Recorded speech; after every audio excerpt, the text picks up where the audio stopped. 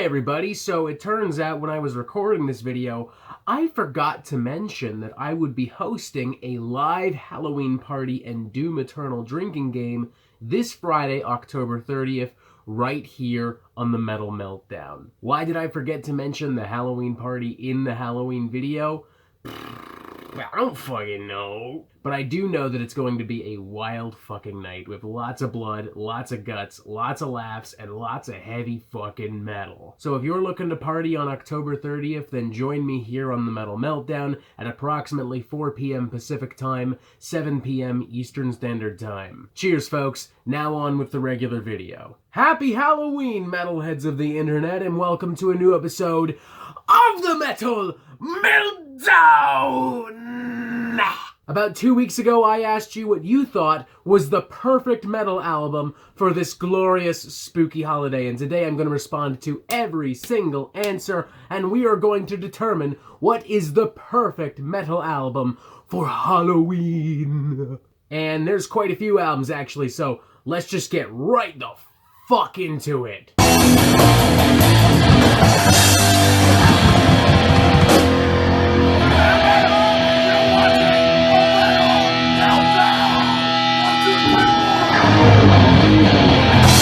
First up, Quest for Metal, Hooded Menace, Never Cross the Dead. I mean, just look at that sexy art. It's got Halloween written all over it. And I'm looking at that album cover right now, right here. Y'all can look it up for yourself. Yeah, that's pretty Halloween-y for sure. It's got swords, it's got skeletons, it's got wizards, it's got a graveyard. All of it's coming out of a hellish portal, which appears to be located on the side of someone's face who is in very agonizing pain. Definitely very appropriate for Halloween, not just aesthetically, but musically as well. This is a very grimy, heavy record. I like that we're seeing something pretty underground very early into the video. That's a good sign. Thank you, Quest for Metal. Ryan Goya says Black Sabbath's debut album and Number of the Beast from Iron Maiden. Can't go wrong with the classics. No, you really can't, and not just because they're classics, but because they are legitimately very spooky and harrowing records. Black Sabbath's debut album in particular legitimately still sounds really fucking evil to this day, particularly in the title track, which has these very ominous church bells and all these vocal samples and all these howled vocals, and it has this really heavy riff that pulls directly from the Devil's Tritone. Although personally, if we're talking Black Sabbath, I would maybe pick Master of Reality over the debut album, but hey, that's just me. JC Rock and Metal Reviews says Alice Cooper, Raise Your Fist and Yell, Prince of Darkness is a classic. To be entirely honest, I'm not very familiar with this particular Alice Cooper record.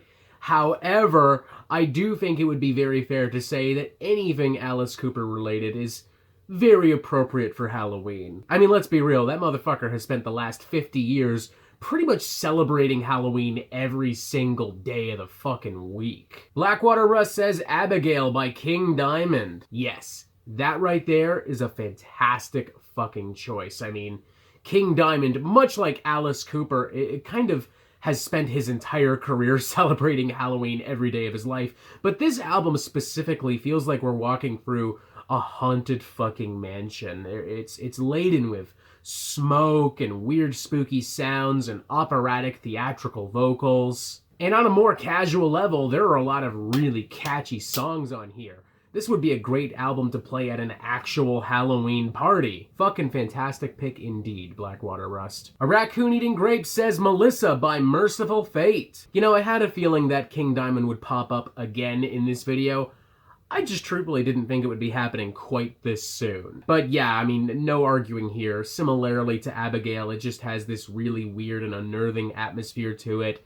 It remains very catchy, very entertaining, very engaging to this day. I will admit I'm probably more likely to play Abigail at an actual Halloween party, but hey, no arguing this is not a very appropriate album for this time of the year. Hammer Band says Mercyful Fate, Don't Break the Oath. God damn, another one for Mercyful Fate.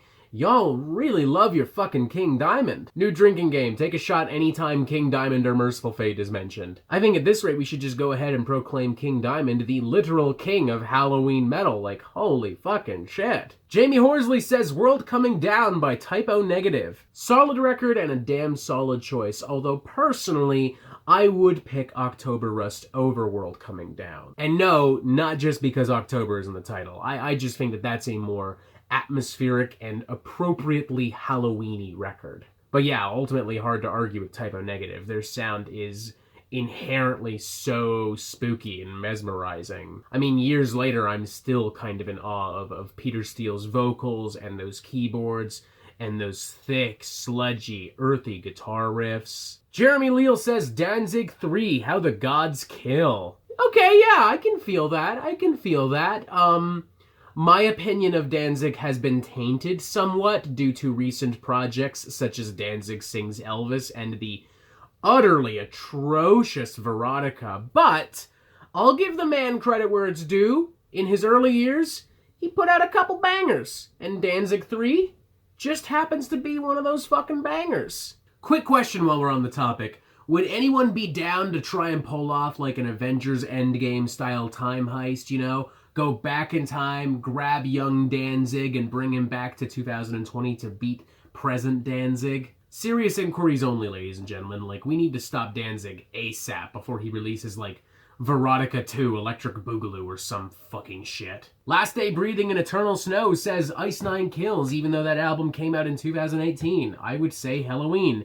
Maybe Moonspell, Night Eternal. I can't really comment on some of these. I'm not familiar with Ice Nine Kills or Moonspell, so sorry. But I am kind of shocked that you were the first person to mention Halloween. I figured we would have heard that by now, even if just because of the name pun. Project Grassroots says Avenged Sevenfold's Nightmare is pretty solid this time of the year.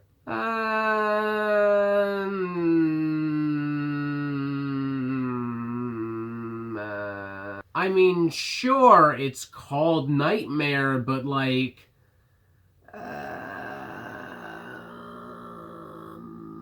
yeah, we're gonna have to disagree on that one. I don't really see that. Chris says Number of the Beast. Can't say I'm shocked at all to see this record pop up again. In fact, I'm shocked it's only been mentioned once so far. One of the best heavy metal records ever fucking made. Number of the Beast is probably on every fucking Halloween playlist ever made. No arguments from me on this whatsoever, although I am very curious to hear if anyone would prefer another Iron Maiden album over Number of the Beast for Halloween specifically. Very, very curious to see the response there.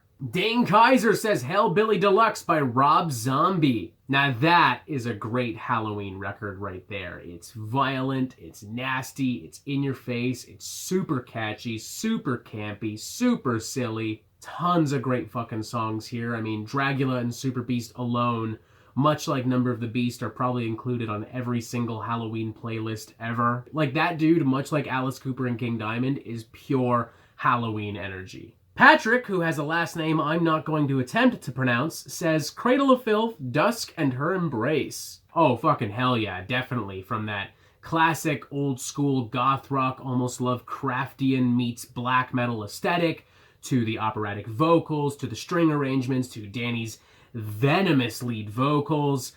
This is kind of a perfect Halloween metal album. Literally a perfect Halloween metal album. Been a long time since I heard this album too. I kinda wanna go listen to it now. Thank you very much for that, Patrick. Interdimensional Entity says Cryptopsy, None So Vile. Hell yes, dude. An absolutely stellar, dare I say, masterful slice of Canadian death metal. Fucking bravo, Interdimensional Entity. High five, Interdimensional Entity. High five. 3, 2, 1, boom. Hell yeah. Kitty Hammett says Marilyn Manson, Portrait of an American Family. I'm genuinely shocked it took this long for someone to mention Marilyn Manson, but truth be told, I'm even more shocked that Kitty is choosing Portrait of an American Family over more iconic records like The Antichrist Superstar and Mechanical Animals. Not that I'm complaining, mind you, because this is a pretty good record. I would argue a pretty underrated record. I would even argue it shows Manson at maybe his most direct and spiteful in these early years avoiding the high-concept themes and stories of Antichrist Superstar mechanical animals, and instead going straight for the jugular of the average American household. Chip Wild says Skeleton Witch Beyond the Permafrost. I don't know if I would have this on my Halloween playlist per se. It's just doesn't feel especially Halloween-y to me. But it is definitely a damn fine piece of extreme black metal, and for those reasons alone, I kind of want to stop this whole video and listen to this album right fucking now. Like, it's been a while since I even thought of Skeleton Witch, let alone this particular album. I need to change that ASAP. Nikonic says, if Number of the Beast isn't spinning on Halloween, then something terrible has happened to me. Well, it looks like Number of the Beast all by itself may very well steal the King Halloween metal crown from King Diamond. Benjamin Forte says, I'm going to second JC and go with Alice Cooper's Prince of Darkness. Oh, speak of the devil, Alice Cooper sneaking up from behind trying to grab that crown himself again. Maple Wyand says, had to pick one typo album, but I'll go with October Rust. Fucking hell yeah. High five for you too, Maple. Ready? 1, 2, 3, bam! Fuck yeah. Sharaf Shanks says Black Sabbath's debut album, Felucci, Tropical Sun, Hot Graves, Haunted Graves, and Scream Bloody Gore from Death. Now, we've already talked about Black Sabbath, and I'm not familiar with Tropical Sun or Haunted Graves, so why don't we focus our attention on Scream Bloody Gore? A great slice of old-school American death metal fury from one of the greatest death metal bands of all fucking time. Arguably, the quintessential death metal band. For fuck's sakes, death is in the name. Martin Pazdera says, for me it has to be Don't Break the Oath by Mercyful Fate. Come to the Sabbath is Halloween anthem. And with that, it looks like King Diamond still has a firm grasp on the King Halloween metal crown. Thank you, Martin, for coming in and breaking that little tie. Crydeer, the black metal elitist, says Achilles, the Dreaming One, and Typo Negative, World Coming Down. Can't say I'm familiar with that first project at all. Hell, I'm not even sure I pronounced that name correctly. But I do like seeing more love for Typo Negative. That's fucking rad. Metal Trenches says Lord Mantis Death Mask. Oh my fucking god, yes. That is a fucking amazing album. Dare I say an absolute masterpiece of extremity. Lyrically, musically, atmospherically, in every single way. That's a fucking fantastic choice. You know what? You get a high five too. Ready? 3, 2, 1, boom! Fuck yeah. That one music boy says Satan Spits on Children of Light, Devil Master is my go-to for Halloween. Another fucking fantastic choice right there. Some super tasty, underground kind of first wave black metal with old school punk and heavy metal spirit. Fuck yes. You know what? Fuck it. You get a high five as well. Ready? 3, 2, 1, boom! I wonder how many people have accidentally punched their computers doing that at this point. Adam Canvanner says, that's a hard question because there are so many good metal albums and EPs to enhance Halloween. However, my hopeless romantic self votes for Lake of Sorrow by the Sins of Thy Beloved. That's something I'm not even really that familiar with, so it looks like I'm gonna have to do some homework and get back to you, Adam, but thank you for your contribution. Lee, who has a last name I'm not going to attempt to pronounce, says, I would say Puppet Master by King Diamond is the perfect Halloween album. Pretty sure somewhere King Diamond is getting a huge fucking boner right about now, because we just will not stop worshipping this man and his many spooky releases. Zubaticus says the couple that come to mind right off the bat for me are Ice Nine Kills, The Silver Scream, and Witherfall's Nocturnes and Requiems. Once again, I can't really comment on Ice Nine Kills, I'm just not familiar with them, but Witherfall is a damn good choice. I've been following them for a while. Their lead singer, Joseph Michael, is, in my opinion, one of the best modern metal vocalists out there. Fucking super solid choice right there, Zubaticus. Now, Dustin here wrote me a little fucking essay that I'm not going to read all of. He ultimately nominates Fang Bang by Wednesday 13. And unfortunately, while I very much appreciate your detailed input, I'm not familiar with Wednesday 13 either. So, yeah, sorry, no comment from me on that. Mick Shazam says the Halloween album better than Raw, of course. Google the album cover if you're not convinced. It's actually been a while since I looked at this album cover, so you know what? For shits and giggles, I am gonna Google it. Oh yeah, that is definitely very appropriate. We've got like a witch, wearing almost no clothing, working a cauldron with this mysterious fucking blue liquid coming out of it. There's pumpkins all over the fucking place here. That is some true sexy Halloween metal energy right there. And let's finish off with Googly Moogly, who says the best Halloween record is Iron Maiden Killers, no question. Well, the existence of this video means that there is at least some question, Googly Moogly. Sorry to disappoint you, but no arguing that isn't a fantastic fucking record. I'm especially happy to see that someone finally picked an Iron Maiden album that isn't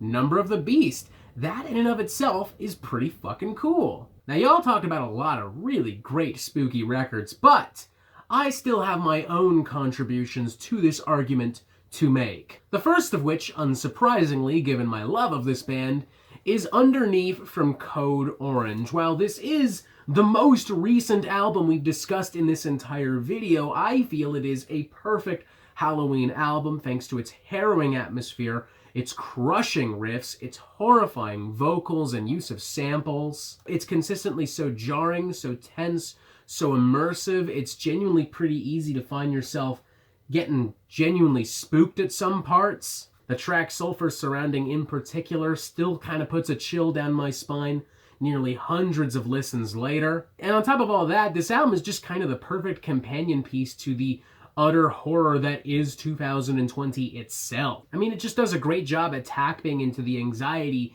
and the anguish that we have all felt during this time, in part because it was literally released at the beginning of most people's quarantine. So yeah, you can bet your sweet fucking ass I will be playing this at my Halloween party this year, which I guess for obvious reasons will be smaller than most Halloween parties, but hey, nonetheless. And the other album I would like to throw into the discussion is from a band that I'm shocked nobody fucking mentioned. I'm shocked nobody, even as a joke, brought up this band. That band is Ghost, and that album is Infesta Sumam. How do I know this is a perfect metal album for Halloween?